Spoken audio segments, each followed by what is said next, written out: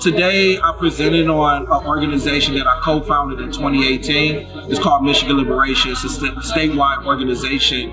We've done what we call week-long trainings, where it's literally like 7 days. We get into a location. It's a mix between like formerly incarcerated folks, community organizers, a few stakeholders, and we do organizing training, right? And the basics of like doing a one-on-one, how to build power, how to build a core team, how to look at policies, and then conduct policies so that we can make significant changes.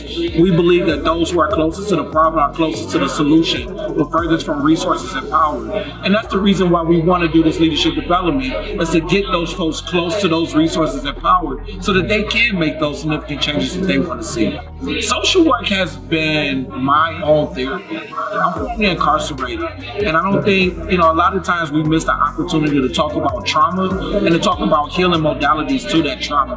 And so over the last like 5 years, we've been talking a lot about self-care, right? And what does that self-care actually look like for folks like myself and many others? And for me, that self-care comes through the academia, it comes through the education, it comes through social work.